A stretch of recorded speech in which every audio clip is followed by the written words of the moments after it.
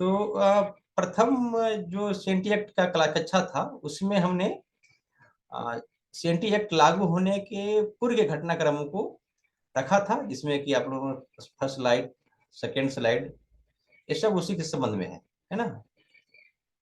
ठीक है, second slide, इस सब में मैंने फर्स्ट कक्षा में इसको वर्णन किया है।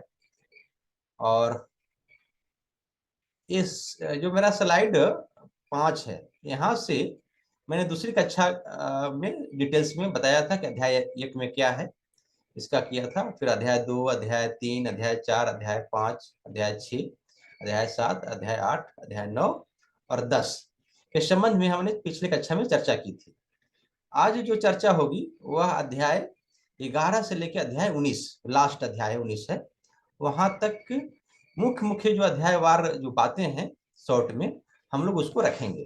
जैसे अध्याय 11, अध्याय 11 देख रहे हैं ना, उसमें लिखा हुआ है रूढ़ि और संविदा। रूढ़ि और संविदा, रूढ़ि मतलब जो होता है जो परंपरागत रूप से जो लोगों के आचरण में हो उसे कहते हैं रूढ़ि। और संविदा कॉन्ट्रैक्ट, हमने किसी से करार किया है उसे संविदा कहते हैं। तो अध्याय 11 में जो परंपरागत जो रीति रिवाज है उसका, और कोई किसी ने कोई भूमि से संबंधित रैयत और जो भूस्वामी है कोई संविदा किया है, कोई करार किया है, उसके संबंध में वर्णन है अध्याय 11 में। और यह धारा 76 से 79, 79, 76 से 79 में, 76 में कुछ बातें लिखी हुई है, 77 में कुछ बातें लिखी हुई है, 78 में, 79 में रूढ़ि और संविदा से संबंधित बातें लिखी हुई है। तो जैसे मैंने यहाँ पर लिखा परंपरागत रूढ़ि, परंपरा, प्रथा के संबंध में स्पष्टीकरण। यदि जो कुछ उस छोटानागपुर के क्षेत्र में जो परंपरागत जो रीति रिवाज है, यदि कोई परंपरा है, कोई प्रथा चली आ रही है, तो उसके संबंध में सीएनटी एक्ट क्या कहता है, इसके संबंध में यहाँ पर अध्याय 1 में वर्णित है। जैसे अधिभोगाधिकार कैसे जो उस क्षेत्र में कैसे चला आ रहा है ना। जैसे कि हम अगर लें कि धारा 76, तो कहता है कि जो धारा 76 है कि ऐसी किसी रूढ़ि, प्रथा को यह अधिनियम प्रभावित नहीं करेगा जो जो कि सीएनटी एक्ट से असंगत न हो, वैसे परंपरा को चलते रहने देगा। उसी तरह से यदि जो धारा 77 है वह कहता है कि जैसे घटवाली भूमि होती है, घटवार का होता है ना, घटवार घाट जो देखते थे, घटवारी भूमि, या दूसरी जो भू सेवा धृति है, या किसी जोत के की प्रसंगति पर ये जो है सो कोई प्रभाव नहीं डालेगी जब तक कि यह सीएनटी एक्ट के जो और अन्य धाराएं हैं उसके विरुद्ध में ना हो। तो इस सब जो स्पष्टीकरण दिया गया है वह अध्याय 11 में सीएनटी एक्ट का रखा गया है ना।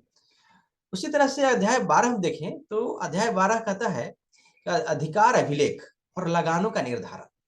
जो अधिकार अभिलेख, तो किसी भूमि पर किसी किसान का, किसी रैयत का या भूस्वामी का जो अधिकार है, किस तरह का अधिकार है, उसका अभिलेख तैयार होगा ना, रिकॉर्ड तैयार होगा, नहीं तो कैसे जानेंगे किसका यह भूमि है।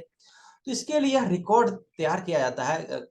उसमें लगान पाने वाले का, लगान देने वाले का नाम, उसमें उसकी जोत की जो है सो एरिया, और सब जो दर है, ये सब लगान का दर, ये सब उसमें लिखा रहता है। तो यह सब जो है सो अधिकार अभिलेख और लगानों का निर्धारण। अब लगान का निर्धारण कैसे होगा, किस तरह का भूमि है, उसकी प्रक्रिया लगान निर्धारण का क्या है, तो ये सभी का वर्णन धारा 80 से 100 के बीच में अध्याय 12 के अंतर्गत रखा गया है। जैसे भूमि सर्वेक्षण, भूमि सर्वेक्षण जैसे राजस्व जो सरकार, चाहे लैंडलॉर्ड जो भूस्वामी है, भूमि सर्वेक्षण करा सकती है, कितना भूमि है, हम जो तुम जोत रहे हो कोई रैयत, तो कितना भूमि है तुम्हारे पास है, तो उसका सर्वेक्षण कराएगा। फिर सत्वधारी का नाम, कि वो भूमि किसके नाम से है, उसका उस नाम होगा। भुगतान, भुगते लगान, वो कितना लगान देगा या दे रहा है, इस सब का लगान निर्धारण की प्रक्रिया क्या होगी। या जल का उपयोग, जैसे खेती करते हैं तो जल, जो तालाब होते हैं, आहर होते हैं, नहर होते हैं, तो इन सभी का जो जल अधिक खेत कृषि के लिए उपयोग हो रहा है, तो उसका उपयोग कैसे होगा, और यदि उसमें कुछ विवाद आता है तो उस जल उपयोग के विवाद कैसे हल किया जाएगा, इस सभी के बारे में। या अधिकार अभिलेखन का निर्धारण, प्रकाशन। अच्छा, जब अधिकार अभिलेखन किसी भूमि का सर्वेक्षण हुआ और किसका है, यह सब रिकॉर्ड में तैयार कर लिया गया, तो ऐसा नहीं कि अपने मन से अंदर अंदर में रिकॉर्ड तैयार करके उसको प्रकाशित कर देगा, अपने हो गया किसी का भूमि है, ऐसा नहीं है। किसी का सर्वेक्षण, भूमि का सर्वेक्षण हुआ रिकॉर्ड तैयार हुआ तो उसको प्रकाशित करना पड़ेगा, सबको दिखाना पड़ेगा कि देखिए मैंने ये भूमि का एक रिकॉर्ड तैयार किया है, कहीं गलत का नाम तो नहीं चढ़ गया है, तो उसको प्रकाशित करना पड़ता है। तब जाकर कहीं कोई विवाद नहीं आया, कोई आपत्ति नहीं आई, तब वह मान्य होगा। तो ये सभी का वर्णन अध्याय 12 में है। उसी तरह से अगर हम देखें अध्याय 13 में, तो कहता है भूमि संबंधी शर्तें एवं उनका रूपांतरण और अभिलेख, अभिलेखन कहते हैं, रिकॉर्ड, वही रिकॉर्ड है। तो धारा 101 से 117 में इसमें क्या है, कहता है भूमि संबंधी शर्तें, लगान निर्धारण संबंधी स्पष्टीकरण, बहुत सारे स्पष्टीकरण है। लगान निर्धारण होगा तो कितना होगा, अन्य के रूप में दे होगा कि नगद के रूप में दे होगा, और सभी बातें जो है। फिर कहता है कि राजस्व अधिकारी द्वारा लगान निर्धारण, अभिलेख तैयार करना, प्रकाशन एवं त्रुटि निवारण से संबंधित प्रावधान है, जो जितने भी हैं ये सब में एक अध्यायवार दिया गया है। हम तो शॉर्ट में हम लोग कह देते हैं ऐसे, लेकिन छोटी छोटी बातों का उल्लेख किया गया है। जैसे कि अगर देखें अभी के वर्तमान स्वरूप में, तो राजस्व की के संबंधित जो रिकॉर्ड वगैरह है, जो कौन रखता है, तुम लोग जानते हो, कभी ब्लॉक में गए होंगे तो वहां पर एक कर्मचारी होते हैं, राजस्व कर्मचारी, वो सब रिकॉर्ड रखते हैं, किसका भूमि है, कागजात क्या है, सब बस रिकॉर्ड रहता है। तो ये सब उस समय भी शुरू-शुरू जब सर्वेक्षण हो रहे थे और सब हो रहे थे, तो उस समय कैसे राजस्व अधिकारी उसका सर्वेक्षण करेगा, लगान निर्धारण करेगा, अभिलेख तैयार करेगा, जो कोई त्रुटि रह गई तो उसे कैसे निवारण करेगा, इन सभी की बातों का वर्णन डिटेल्स में अध्याय 13 में है। और चूंकि ये जो सीएनटी एक्ट है उस लाया गया था, वह भूस्वामी और रैयत किसान है जो खेती करते हैं, उनके संबंधों को ठीक करने के लिए, सामान्य बनाने के लिए यह लाया गया था।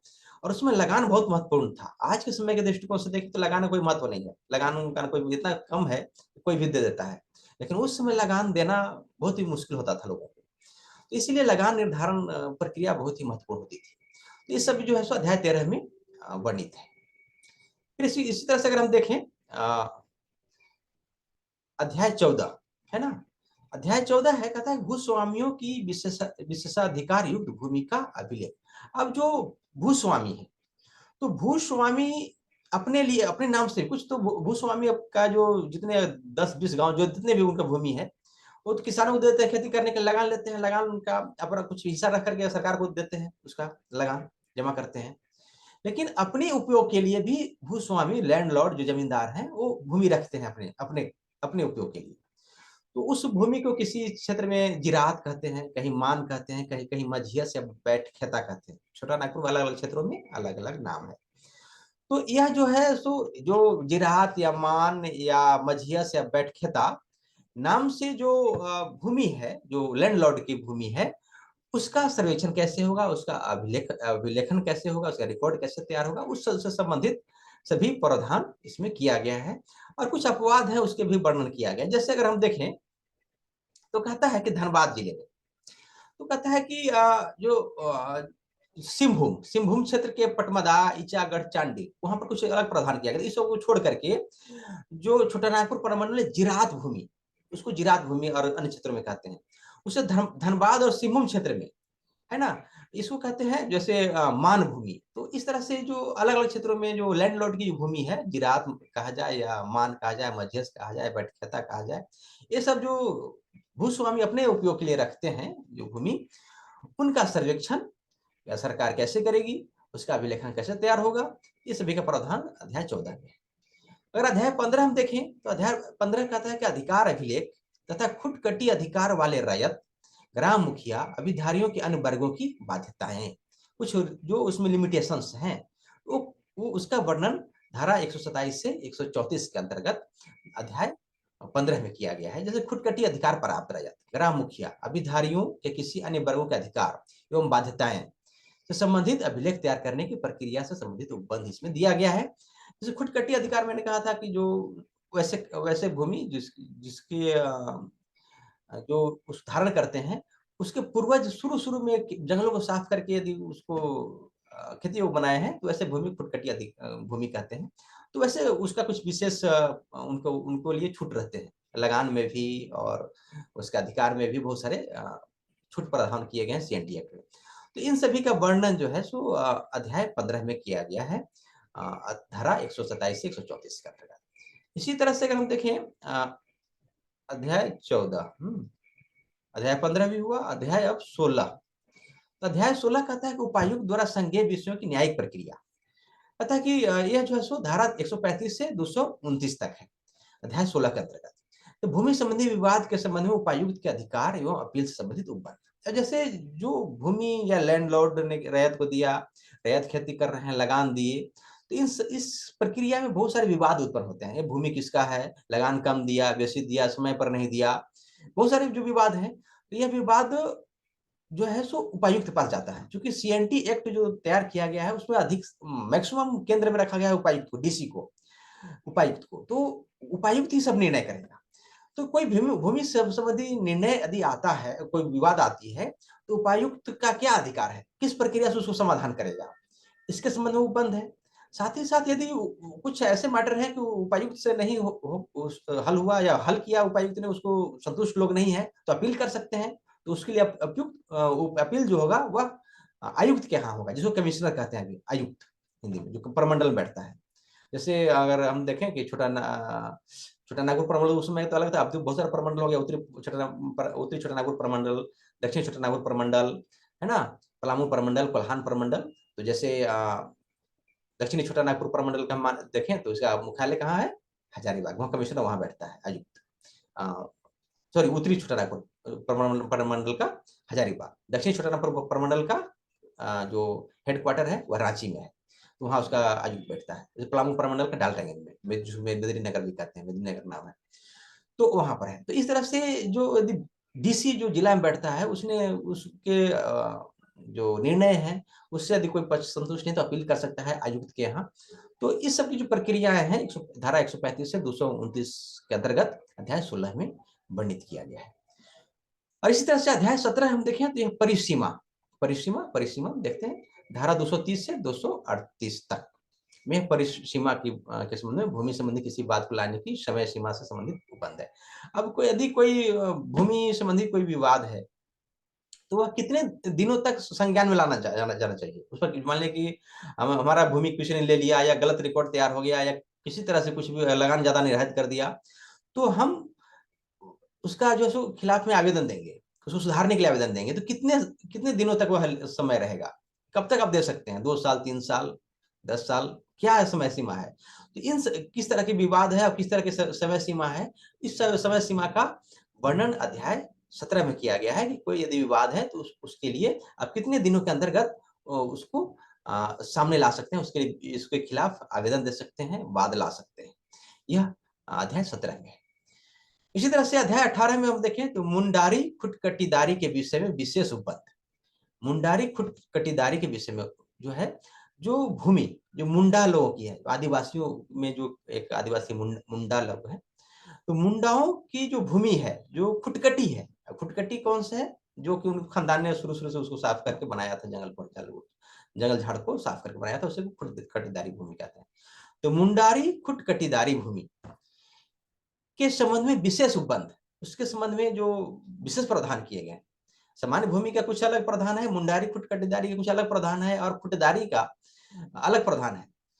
तो खुटदारी एक खुटकटीदारी होती है, मुंडारी खुटकटीदारी होती है। तो खुटकटीदारी और मुंडारी खुटकटीदारी लगभग एक ही है, लेकिन मुंडाओं का जो है वो मुंडारी खुटकटीदारी होगा, बाकी दूसरे का है तो खुटदारी हो गया। तो मुंडारी खुटकटीदारी जो भूमि है उसके संबंध में विशेष प्रावधान है, उसका उनका कुछ विशेष अधिकार होते हैं उन रैयतों का। तो इस संबंध में 239 से 256 तक में वर्णन किया गया है। कहता है कि मुंडारी खुटकटीदारी भूमि की बिक्री पर प्रतिबंध लगाया गया। जैसे कि अभी जानते हो कि आदिवासियों को भूमि नहीं बिकता है, अगर बिकने लगे तो सब मुंडाओं का भूमि बिक जाएगा, बाहर लोग उसको खरीद लेगा, और सब फिर इनको भागना पड़ेगा यहाँ से मुंडाओं को। तो जाएंगे कहाँ, तो जगह है नहीं, पहले तो मैदानों से जंगल में घुसे, और जंगल में भी अब लोग बाहर से आ रहे हैं, तो जाएंगे कहाँ। इसलिए इनकी भूमि बिक्री न हो, इसलिए प्रतिबंध लगाया गया है जो धारा 240 का अंतर्गत। फिर कहता है कि कतिपय प्रयोजन, कुछ ऐसे काम होते हैं जहाँ की भूमि लेना आवश्यक हो जाता है। जैसे कोई खैरात में दान दे रहा है, खैराती है, या धार्मिक काम के लिए कुछ भूमि हम दे रहे हैं, धार्मिक मंदिर बनाने के लिए, मठ बनाने के लिए, या शिक्षा स्कूल वगैरह कॉलेज खोलने के लिए हम भूमि देना चाहते हैं, या कोई सिंचाई या विनिर्माण, कोई स्ट्रक्चर खड़ा करने के लिए, समुदाय के भलाई के लिए, या हम नहर खुदवाना चाहते हैं, आहार कुआं, तो इन सभी के लिए तो भूमि चाहिए। और भूमि का अंतरण ही नहीं होगा, भूमि ट्रांसफर ही नहीं हो सकता है, क्योंकि धारा 240 में मुंडाओं की भूमि के ऊपर प्रतिबंध लगाया गया है। तो ऐसे के लिए उसके लिए कुछ उपबंध किए गए हैं कि यदि इस सब काम के लिए यदि भूमि चाहिए तो अंतरण हो सकता है, भूमि सरकार ले सकती है भूमि। यह धारा 241 के अंतर्गत है। उसी तरह से कहता है कि बकाया लगान वसूली एवं संबंधित अन्य उपबंध। और कोई जो रैयत है या जो मुंडा है, खुदकटीदारी भूमि धारण करता है और वह लगान समय पर नहीं दे सका, उसका बकाया लगान है, तो उसको कैसे वसूल होगा, उससे संबंधित जो उपबंध है इसी अध्याय के अंतर्गत है। फिर कहता है सह अंशधारियों से लगान के वसूली से संबंधित प्रावधान। यदि जैसे एक कोई पिता है और उसे 4 बेटे हैं, पिता की मृत्यु हो गई तो चारों बेटे बेटे उस भूमि के मालिक हो गए। तो बड़ा भाई ने लगान अदा कर दिया और छोटे भाई ने लगान अदा नहीं किया, 3 भाई ने, भूमि में तो सभी का अधिकार है। तो सह अंशधारी जो है, उसके जो अंश वाले हैं, वो कैसे लगान अदा करेंगे? यदि लगान नहीं दिए और बड़ा भाई ही दे दिया या कोई भी दे दिया एक व्यक्ति, और बाकी और जो उस भूमि के हिस्सेदार हैं वो भूमि का लगान नहीं दिए, तो वो कैसे देंगे? उसकी प्रक्रिया क्या होगी? इस सब के बारे में उपबंध हमारा अध्याय 18 में है। और अध्याय 19 से अगर हम देखें तो कहता है कि अनुपूरक। अनुपूरक कहते हैं कि जो ऊपर में जितना वर्णन है 1 से लेकर 19 अध्याय तक, 18 अध्याय तक, और कुछ बातें मूल बातें किसी अध्याय में नहीं आ सकी, तो फिर उसको अध्याय 19 में रखा गया अनुपूरक उपबंध। जैसे धारा धारा छूट गया है का धारा 200 कितना है, 257 से 271 है ना, धारा 257 से 271। इसमें अध्याय 19 के अंतर्गत क्या है, संयुक्त भूस्वामी के संबंध में उनके कर्तव्यों का निर्वहन से संबंधित उपबंध। अच्छा, रैयत का तो अंशधारी हो गए, उसके भागीदार हो गए, लेकिन जो लैंडलॉर्ड है उसका भी तो संयुक्त भूस्वामी हो सकते हैं। जैसे कि कोई भूस्वामी है, उसमें 2-3 गो उसमें हिस्सेदार है, या एक ही आदमी का है, उसका फिर बेटे 3-4 हो गए, तो सभी भाइयों का उसमें हिस्सेदारी है, और लैंडलॉर्ड है, जमींदार है, तो उसका भी तो है। तो इन सभी के जो संयुक्त भूस्वामी हैं, तो उनका कर्तव्य क्या है, वो कर्तव्य का निर्वहन कैसे करेंगे, इन सभी का वर्णन इसी अध्याय के 19 अध्याय के अंतर्गत रखा गया है। उसमें सब डायरेक्शन दिया गया है। और कहता है कि इस अधिनियम की उद्देश्य पूर्ति के लिए राज्य सरकार को नियम बनाने के संबंध में उपबंध। और जब इस जो अधिनियम है, जानते हो कि 1908 में लागू हुआ था, आज 100 वर्ष से भी ज्यादा हो गया। तो समय के अनुसार इसमें संशोधन करने की जरूरत है, या राज्य सरकार को ऐसा लगे कि नहीं, इसमें जो बना है जो अधिनियम, उसमें कुछ संशोधन की जरूरत है, तो उसको संशोधन कर सकता है राज्य सरकार। इसका भी उपबंध यहाँ पर इस अध्याय के अंतर्गत किया गया कि राज्य सरकार उसमें कैसे और किस किस धाराओं में संशोधन कर सकती है। इस सब के बारे में यहाँ अध्याय 19 में वर्णित है। तो इस तरह से हम लोगों ने देखा अध्याय 1 से लेकर के अध्याय 19 तक के विभिन्न अध्यायों में क्या क्या मूल मूल प्रावधान है। और हम देखें तो मैंने इस सीएनटी एक्ट को 3 कक्षाओं में समराइज मैंने किया। पहला कक्षा में इस सीएनटी एक्ट को लाने की पूरी घटनाएं, दूसरी कक्षा में अध्याय 1 से 10 तक, और तीसरी कक्षा में आज हमने चर्चा किया अध्याय 11 से 19 तक। अब इस सीएनटी एक्ट में कुछ महत्वपूर्ण तथ्यों को भी थोड़ा जान लेना चाहिए, जैसे कि इसमें ऐसा नहीं है कि सीएनटी एक्ट जो 1908 में लागू हुआ वो अभी तक है। इसमें संशोधन भी बहुत सारे हुए हैं, 26 संशोधन हो चुके हैं। और कहता है कि छोटा नागपुर काश्तकारी अधिनियम, जो कुछ 1-2 जो संशोधन है उसको मैंने यहाँ पर दर्शाया है, सभी को नहीं। जैसे 1947 में संशोधन इसमें हुआ था सीएनटी एक्ट में, तो इसके द्वारा क्या किया गया था, तो इसके द्वारा धारा 46 को प्रस्थापित किया, इसमें धारा 46 जोड़ा गया था, लगाया गया था, और इसमें यह प्रावधान किया गया था कि जो जनजाति आदिवासी की जो भूमि है वह गैर जनजाति लोग नहीं ले सकते हैं। इस कड़ाई से लागू किया गया था इसको। तो इसका जो है यह जो नियम लागू किया गया था छोटा नागपुर काश्तकारी अधिनियम 1947 में संशोधन हुआ था उसके द्वारा। फिर एक और संशोधन हुआ इसमें 1962 के द्वारा, तो छोटा नागपुर काश्तकारी अधिनियम संशोधन 1962 के द्वारा धारा 46 संशोधन करते हुए उपयुक्त प्रधान अनुसूचित जाति और पिछड़े वर्ग की भूमि के लिए भी लागू किया गया। कहने का मतलब जिस तरह से जनजाति भूमि का जो जनजाति भूमि है वह गैर जनजाति नहीं ले सकते हैं, उसी तरह से जो अनुसूचित जाति हैं, शेड्यूल कास्ट है और या पिछड़ा वर्ग है, ओबीसी वर्ग है, उनकी भूमि भी दूसरा जनरल कास्ट नहीं ले सकेंगे, यह प्रावधान है। जैसे कि वो पिछड़े वर्ग की भूमि है, पिछड़े वर्ग की भूमि एससी एसटी ले सकते हैं, लेकिन सामान्य वर्ग के लोग नहीं ले सकते। ठीक है। और उसी तरह से एससी की भूमि है, एसटी ले सकता है, एससी ले सकता है, लेकिन पिछड़ा वर्ग और वो नहीं ले सकता है, सामान्य वर्ग नहीं ले सकता है। तो इस सभी का जो प्रावधान है छोटा रंगों काश्तकारी अधिनियम 1962 के 62 में जो है सो संशोधन किया गया था और धारा 46 में इसको जोड़ा गया था कि यह केवल जनजाति के लिए नहीं बल्कि अनुसूचित जाति और पिछड़े वर्ग की भूमि भी सामान्य लोग या गैर जो ऊपर ऊपर वर्ग वाले हैं वो नहीं ले, इस संबंध में प्रावधान किया गया। ठीक है? और यदि अब आगे और देखें थोड़ा कुछ और महत्वपूर्ण तो कहता है 66वां संविधान संशोधन 1990 में ये किया गया था। इसके द्वारा क्या किया गया था कि जो कोई भी एक्ट या कोई भी नियम यदि संविधान की नवीं अनुसूची में शामिल कर दिया जाता है, तो न्यायालय उसमें हस्तक्षेप नहीं कर सकता है। तो चूँकि सीएनटी एक्ट में बाहर के लोग बहुत सारे केस कर रहे थे, कि इसको ऐसा नहीं होना चाहिए, वैसा नहीं होना चाहिए, तो उसमें न्यायालय में उसको जीत जाते थे, सीएनटी एक्ट अप्रभावी हो जाती थी। इसीलिए इसको प्रभावी बनाने के लिए जो इसका मूल उद्देश्य है उसको स्थापित करने के लिए, उसको हमेशा सतत रूप से जारी रखने के लिए 1990 में 66वां संविधान संशोधन, भारत का संविधान संशोधन, उसमें किया गया कि इस एक्ट के अध्याय 8, अध्याय 10 और अध्याय 18 के जो कुछ धाराएं हैं, जैसे अध्याय 8 के 46, 47, 48, 47 क, 49, अध्याय 10 के 71, 71 क, 71 ख, अध्याय 18 के 240, 241, 242, इन सभी धाराओं को संविधान के नवीं अनुसूची में शामिल कर दिया गया। अब नवीं अनुसूची में शामिल करने से यह हो गया कि कोई अब इसमें केस नहीं कर सकता है कि सरकार ने इसमें एक गलत है, इस धारा को इसको बदलना चाहिए, इसको पुनरीक्षण करना चाहिए, इस विचार किया करना चाहिए। ये न्यायालय में जा ही नहीं सकता, इस धारा के अंतर्गत कोई केस कर ही नहीं सकता न्यायालय में, क्योंकि यह नवीं अनुसूची में शामिल कर दिया गया। तो यह 600 संशोधन 1990 हुआ था। और कहता है कि अगर केंद्र सरकार हम देखें, हम तो चूंकि सीएनटी एक्ट क्या था कि जनजातीय भूमि को कैसे बचाया जाए और उनको शोषण से कैसे मुक्त रखा जाए। लेकिन अगर अभी जो आजाद भारत में और खास करके 2001 में सरकार ने सर्वेक्षण किया झारखंड में छोटानागपुर में, तो यह देखा कि यह एक्ट उनकी भूमि की रक्षा के लिए था, फिर भी जनजातीय भूमि गैर जनजातीय लोग, बाहरी लोग अपने हथियार लिए, अपने खरीद लिए नियम विरुद्ध जाकर के। तो यह जो है सो इसको सरकार को चाहिए कि इसको कड़ाई से लागू करे ताकि जनजातीय भूमि बची रहे। फिर कहता है सेंडी एक्ट 1908, जो सेंडी एक्ट जमींदार एवं रैयतों के संबंध प्रभावित करने के लिए लाया गया था, जैसे केंद्र में उपायुक्त रखा गया। अब सेंडी एक्ट में अगर तुम पढ़ोगे डिटेल्स में, तो जितने भी विवाद हैं, जितने भी कुछ भी समाधान है, सबके केंद्र में कौन है? उपायुक्त, डीसी। मतलब कोई भी निर्णय करेगा डीसी करेगा। तो सभी का मूल मेन अधिकार दिया गया था सेंटी एक्ट में डीसी को, जिलाधिकारी को। उस समय के जो अंग्रेज उसमें जेल होते थे जिलाधिकारी, अब तो भारत आजाद होने पर सब हमारे भारतीय ही हैं डीसी। तो उस समय जितने भी अधिकार थे जनजातीय भूमि की सुरक्षा के लिए, उनके शोषण से बचाने के लिए, वो सभी अधिकार मुख्य रूप से केंद्रित किसमें किया गया था? उपायुक्त में। सभी निर्णय लेने का अधिकार मैक्सिमम उपायुक्त के पास ही था। और फिर मैंने यहाँ पर एक लास्ट में दिया कि वर्तमान समय में जमींदारी उन्मूलन के पश्चात सरकार खुद जमींदार बन गई, जिससे सरकार के हित एवं रैयत के हित में प्रतिस्पर्धा देखने को मिलती। अब देखो कि जमींदारी, उसमें जमींदार था और जमींदार और रैयत के बीच में क्या संबंध होगा, इसी का डिस्क्राइब किया गया है इसमें सेंडी एक्ट में। लेकिन अब जब भारत आजाद हो गया और जमींदारी प्रथा खत्म हो गई, तब जमींदार कौन बन गया? जमींदार की तरफ से देखें तो सरकार ही है, सरकारी जमींदार बन गया।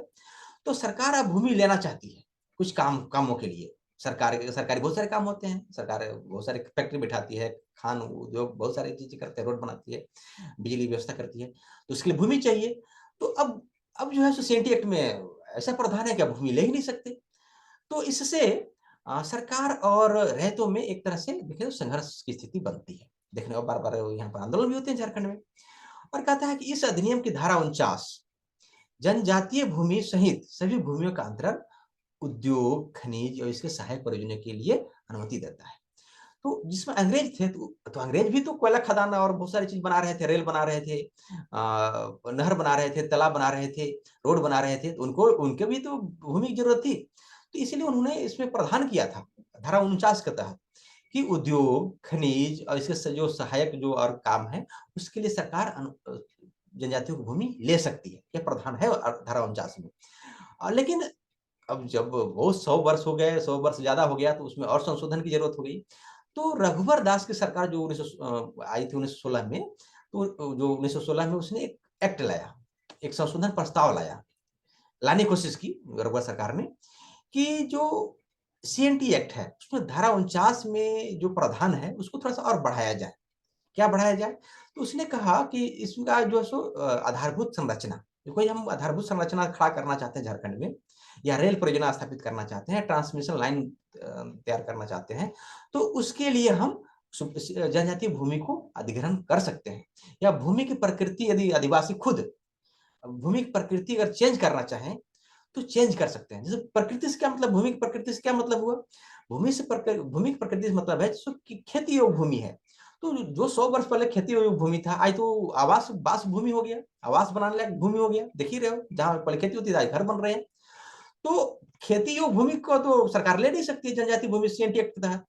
यदि उसकी प्रकृति बदल दिया जाए, वह बास भूमि हो गया या शहरी भूमि हो गया, तो उसको बेचा जा सकता है। प्रकृति चेंज करने का भी प्रस्ताव लाया था, यदि रघुवरदास सरकार ने, लेकिन इसको आदिवासियों ने अपने हितों के विरुद्ध माना और झामुमो खास करके झामुमो ने इसका काफी विरोध किया था। और इस तरह से फिर अब तो सरकार में झामुमो ही है और ये भी तरह तरह के अपने ला रहे हैं प्रावधान। देखें आगे कहाँ तक सफल होते हैं। तो आज इसी के साथ, इसी तथ्यों के साथ हमने 3 कक्षाओं में सेंटी एक्ट के शुरू से लेकर के घटनाक्रम से लेकर के इसके अध्यायों से लेकर के और इसके अभी तक के जो प्रकृति है और जो मुख्य बातें हैं, मैंने इस अध्याय में रखा है और हम समझते हैं कि आप लोगों को यह क्लियर हो गया होगा। और यदि अभी हमारे कक्षा में क्लियर नहीं होगा तो हमारे जो तीनों वीडियो हैं वो यूट्यूब में है, वहां पर लिंक खोल करके आप देख सकते हैं, समझ सकते हैं। और इसके मूल पाठ जो अंग्रेजी में है, पढ़ना होगा तो मूल पाठ पढ़ें, अंग्रेजी में है या नेट पर भी उपलब्ध है, उसके मूल पाठ को पढ़ें। और 200 लगभग काफी पेज है, हमको लगता है कि है काफी पेज है, मैंने देखा। तो उस सभी पेजों को ध्यानपूर्वक पढ़ना पड़ेगा स्थिर दिमाग से, तो आपको एक एक बातें क्लियर होंगी। इसी के साथ आज की कक्षा समाप्त करते हैं। धन्यवाद।